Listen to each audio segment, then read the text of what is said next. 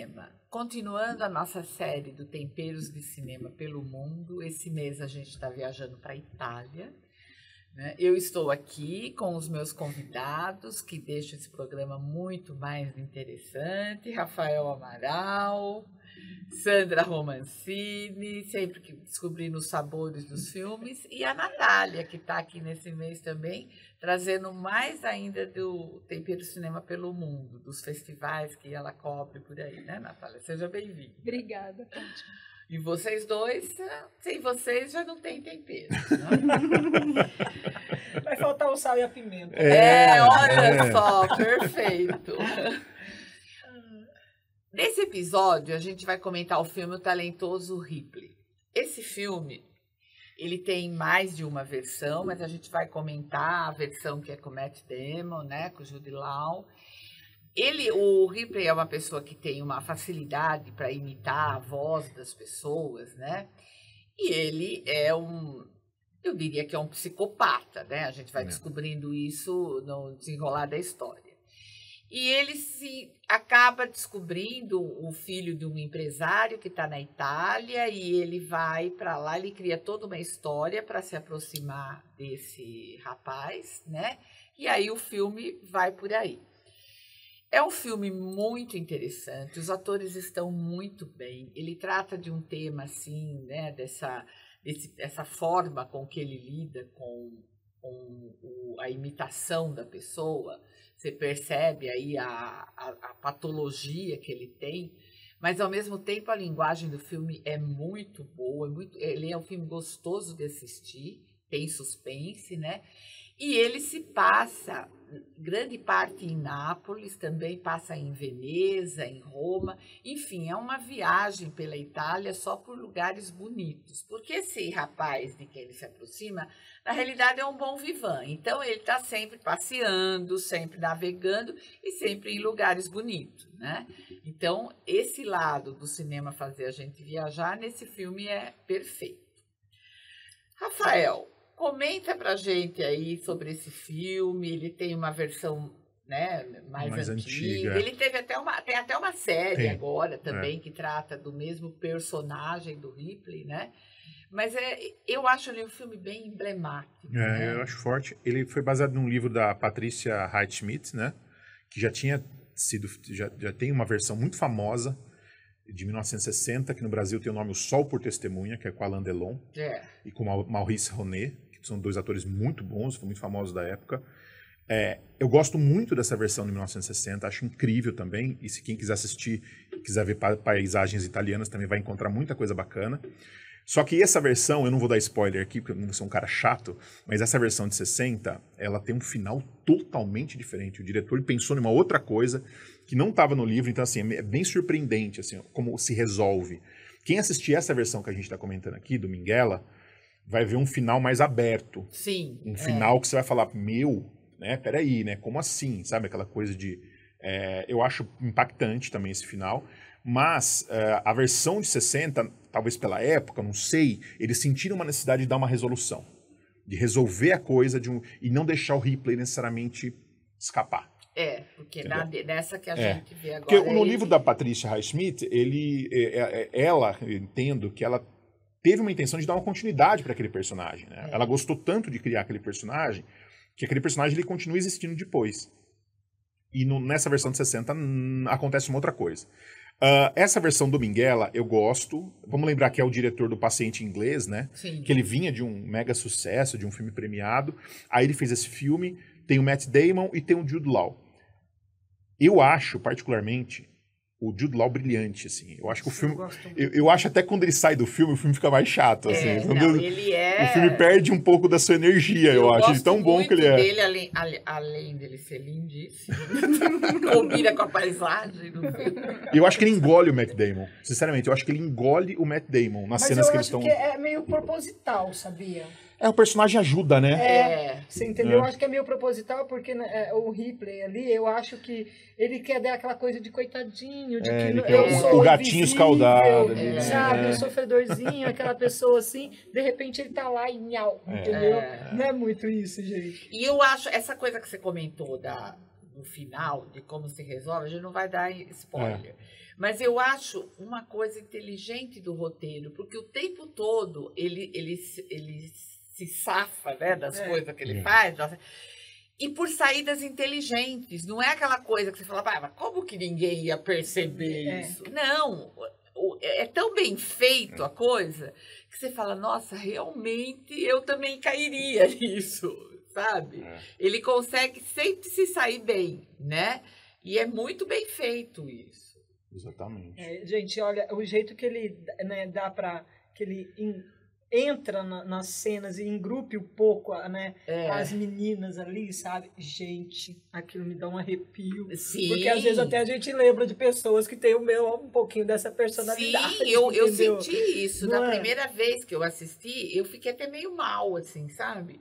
Você fica falando, nossa senhora, gente, como cai fácil. Como né? a gente cai fácil nisso, né? Você pode estar convivendo com um psicopata, com um assassino e não percebe. Principalmente quando ele tem uma boa aparência. Né? Exatamente. Quando é o Matt Damon, quando né? é o Matt Damon, especificamente. É verdade, você pegou o ponto. Né? E a inteligência também com que ele usa. Ele usa uma inteligência, porque, gente, eu sempre falo, né? Eu li um livro esses tempos atrás, quando a gente estava gravando, né? Até mesmo sobre... Precisamos falar sobre Kevin, né? E eu falo que não tem psicopata burrinho. Não, entendeu? não Eles tem. são extremamente inteligentes, né? Usam a inteligência e as habilidades deles realmente para isso, né? Que para eles parece que não é pro mal, né? Eu tô só... Né? Ele tá jogando, né? Tá jogando. É um jogo dele, né? Exato. Uma coisa assim, é muito... esse filme eu acho que ele faz a gente pegar raiva desse cara, né, desse Ripley, mas ao mesmo tempo ele tem uma questão hitchcockiana que eu acho bem interessante, que eu sinto isso também na versão de 60, que chega um ponto que você, estranhamente a gente começa a torcer pro cara, né? Ele vai ser pego agora. Não, peraí, mas não seria bom se ele fosse pego? né? Sabe, quando o filme te joga do lado do vilão, ele né? te questiona, ele te questiona a sua moral, cara, sabe? É muito louco você falar, peraí, né? Pra que lado que eu tô indo, né? Eu tô gostando do psicopata. Você fica nervosa, meu Deus, ele vai ser pego. E aí, do outro lado, o personagem do Bon Vivant, você também não gosta do cara, porque ele é um playboyzinho chato. Sim. Tá sendo bancado com o dinheiro do pai ali, sabe? Aquele cara chato. Até, que... às vezes mesquinho, Mesquinho. Aí, de repente, você começa a torcer pra ele matar o outro cara, assim, claro, né? No nível da ficção, obviamente, né?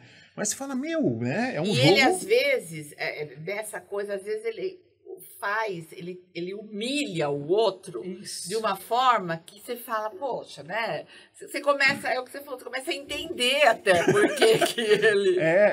ninguém se salva, né? Só a moça, né? Que eu acho que se salva, né? Porque exatamente, só a personagem da Gwyneth Paltrow. Da Gwyneth Paltrow, que o resto, ninguém ali... Como eu assisti uma série na TV, que acho que era Sucesso. Succession.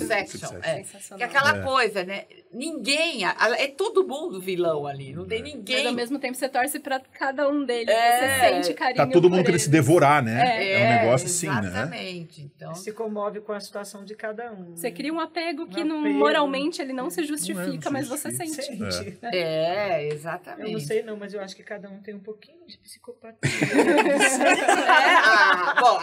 A minha filha, que é psicanalista, fala isso. Né? Mas eu acho que o cinema também, ele libera desejos na gente. Sim. Ele cumpre um papel de muitas vezes de nos...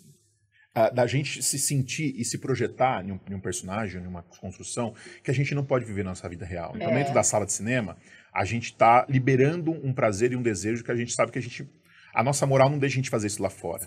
Então, ele cumpre esse papel de a gente se projetar, se identificar com aquilo que está na tela. Mesmo que aquilo seja horroroso e escabroso, assim, digamos assim. Assustador, porque às vezes o personagem fala ou age de uma maneira que você vê aquilo como libertador, né? Ele tem coisa que você tem vontade de falar ou de fazer, mas você jamais vai fazer. Mas ele faz...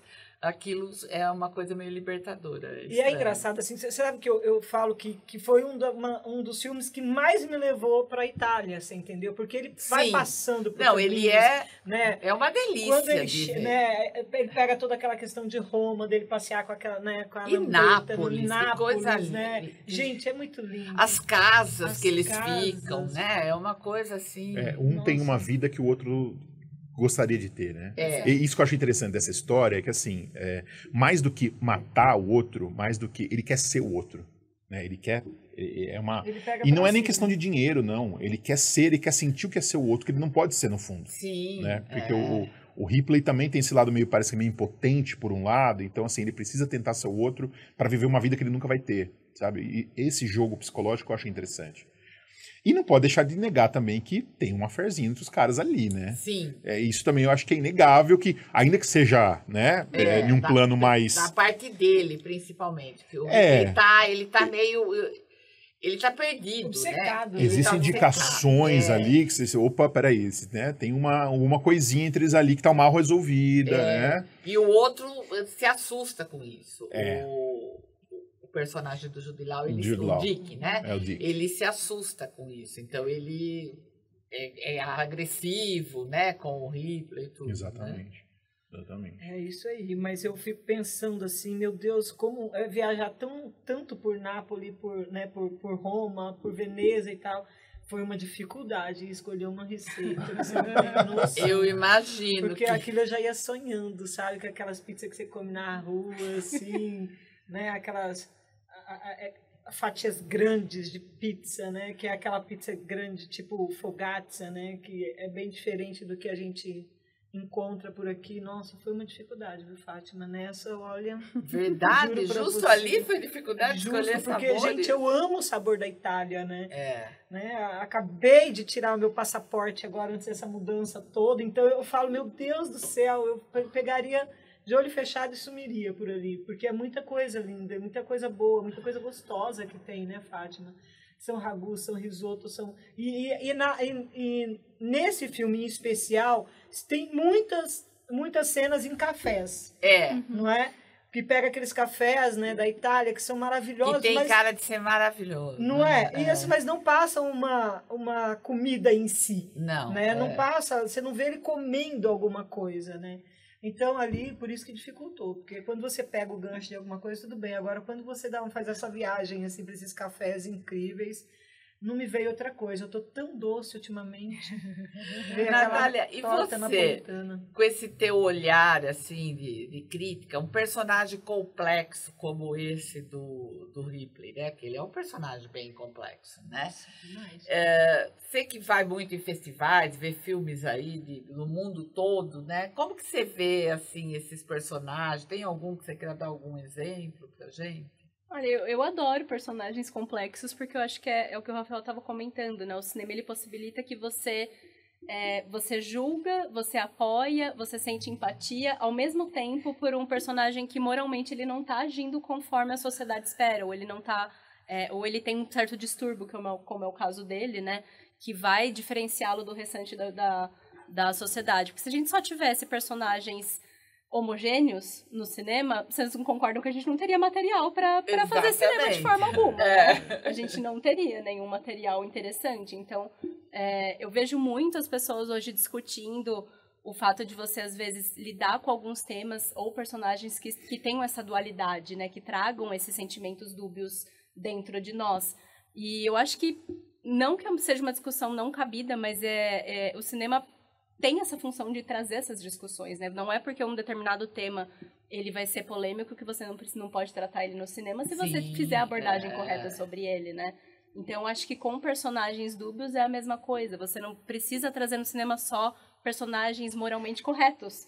Não, porque pessoas como o Ripley existem, pessoas com moral duvidosa vão existir e vão enriquecer a matéria do filme, né? Vai trazer um cinema mais rico. Então, eu adoro, eu não questiono e eu acho ótimo que a gente sinta esses conflitos de sensações e sentimentos com o cinema com relação a ele. E assim, em festivais, que normalmente são tem filmes de lugares do mundo, às vezes que a gente até não tem tanto contato aqui, tanto acesso, né? Normalmente tem muito personagem complexo, assim, nesses filmes que não são comerciais, vamos dizer assim, né? Não, chega ao ponto de você confundir um com o outro, né? Principalmente em ritmo de festival, você assiste muita coisa de uma vez seguida, coisa de 3, 4 filmes por dia de forma seguida. Então, se você não anota sobre cada filme, eu anoto no escuro mesmo. O problema é entender depois as anotações, mas tá tudo certo. A gente dá um jeito, ou tira uma palavrinha ali ou outra. Mas senão a cabeça realmente, quando você vai escrever sobre, a sua cabeça acaba rebobinando o filme de algum modo e você, às vezes, nem precisa da sua anotação. Mas tem coisa que se confunde, realmente. Você fala, não, isso é no filme. Chega no quarto filme, você já não tá mais... Fora que a exaustão pesa de uma forma absurda, né? Assim, então, qualquer sala de cinema de festival que você olhar vai ter alguém cochilando em algum momento, assim. É muito comum. As pessoas, às vezes, tiram certos filmes pra cochilar mesmo. Tirar 10, 15 minutinhos pra tirar a exaustão do dia e seguir a vida. Então, assim, é 15 minutinhos do filme que você perde, mas não existe, né? Eu vou falar, posso estar idealizando se eu te negar essa informação, mas as pessoas dormem sim na sala de cinema. Porque eu acho, é físico, né? É físico, exatamente. Você esteve em Berlim também esse ano, Estive. Né? Esse ano eu fui para Berlim, foi minha segunda vez no festival, um festival que pela primeira vez foi um pouco caótica, a segunda vez eu estava em casa, porque você já conhece como funcionam os lugares que fica mais fácil de assistir, porque são muitas salas de cinema. E foi curioso porque desde Ainda Estou Aqui o ano passado, o Brasil está num momento gigantesco do cinema. E eu consegui pegar 2 momentos muito importantes, que foi em Berlim com O Último Azul, do Gabriel Mascaro, que é um diretor pernambucano. O filme foi um dos meus preferidos do festival, um cinema maravilhoso com o Rodrigo Santoro. Entrevistei todos eles lá também. E agora com o filme do Kleber que eu vi em Cannes, né? Então foram 2 festivais com o cinema brasileiro lá em cima, no topo, e muito comentados. Esse ano tá sendo maravilhoso. Muito. Os 2 festivais com o filme brasileiro premiado. Então, assim, eu falo que privilégio de ter podido estar lá, de ter experimentado tudo isso e ter tido esse contato, assim. Às vezes eu tenho que me beliscar pra falar, nossa, que momento pra estar vivendo esse cinema, sabe? É muito legal. Você tá vendo a história passar na tua frente. Né? Exatamente. E que privilégio a nossa conseguir trazer ela aqui. Ela tá ainda sob efeito do jet lag ainda. Ela tá aqui sob efeito do jet lag ainda. Representando tudo pra Eu não conheço mais ninguém de Jundiaí, que pelo menos nesses anos que foi. Olha só, que maravilha, né?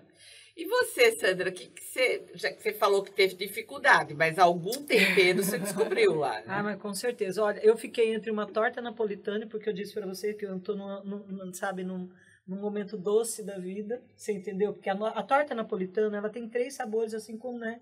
Que é o creme, o chocolate e o morango. São essas 3, né? Essas 3 bases. Mas, gente, uma pizza napolitana, ai, que delícia, gente. Me lembra muito as ruas de Roma, me lembra muito as ruas de Mas a gente consegue fazer em casa? Com pizza? certeza. Com certeza. Porque ela não é aquela... forno de pessoas mortais, entendeu? É só você deixar a fermentação agir da maneira correta. Eu falo sempre que a pizza feita em casa, você não precisa ter aquele forno a lenha para fazer uma pizza, né? Marcar aí qualquer refeição que você for, né, servir para os seus amigos, né? E eu falo, se você faz uma pizza, uma boa massa de pizza em casa, que não... Gente, é água, fermento e farinha. O meu truque para pizza é usar a farinha 00, entendeu? Que é aquela farinha, né, que deixa a pizza mais com a fermentação muito melhor, você entendeu? Então tem que ter essa farinha que já existe em todos os mercados. Antigamente não, você tinha que comprar só em especializados. Mas hoje você já encontra nos mercados, né, nos supermercados aí, com muita mais facilidade. E a pizza napolitana, gente, não tem jeito, é tomate, é manjericão, é uma delícia. Queijo, é fantástico. O dia que você fizer, nunca mais você vai querer pedir pizza toda semana aí nas pizzarias por aí. E a receita vai estar no blog. Vai estar no blog. Vou contar todos os segredos, eu prometo. Olha só, hein? A gente vai fingir que é italiano, que nem o Ripley, né? Com certeza. Você que está acompanhando sabe que a receita vai estar lá no blog do Temperos, vai estar no YouTube, até no Instagram eu tenho colocado. Então você vai poder acompanhar e fazer essa pizza e convencer todo mundo que você é italiano, igual o Ripley. Aí, olha, eu vou te contar uma coisinha. Nessa pizza eu vou colocar um ingredientezinho para dar uma apimentada, que é o pepperoni. Opa! Vou, porque olha, esse filme merece, né? Esse filme merece. Gente, muito obrigada mais uma vez. Obrigada a vocês que estão aqui comigo, que enriqueceram muito o nosso papo. Obrigada a você que está acompanhando. Siga as nossas redes sociais, se inscreva no nosso canal no YouTube, no Spotify. E na próxima semana a gente vai ter mais um passeio pela Itália. Rafael, deixa aí sua rede social. Opa, vamos lá. No Instagram é @RafaelAmaral82. Estou no Facebook também, se alguém quiser mandar mensagem, se conectar. E onde eu escrevo, onde eu coloco um pouco do meu trabalho como crítico, é no palavrasdecinema.substack.com. Assina a newsletter lá e você recebe o conteúdo. Sandra? Bom, todas as receitas que a gente deu aqui você encontra, né, no meu Instagram, Sandra_Romancini. E se você fizer essa pizza, manda para mim que a gente já põe a foto aqui, né, Fátima? Exatamente. É muito fácil de fazer. Você se não vai quiser mandar um pedaço pra gente comer também, na próxima final de junho a gente vai estar gravando. E ainda bem que não tem cozinha aqui. É só mandar na difusora. Teria todo mundo acima do peso aqui. Natália, deixa aí os seus contatos. Bom, nas redes sociais é Natália Bocaneira, no Instagram, no X, no Blue Sky. Eu escrevo para o site coletivocritico.com, www.coletivocritico.com, é Coletivo Crítico nas redes. E a cobertura de Cannes, especificamente, eu fiz para o site Feito por Elas. Então, todos os textos estão saindo no site do Feito por Elas. É isso. Obrigada, gente, mais uma vez, e até o próximo episódio.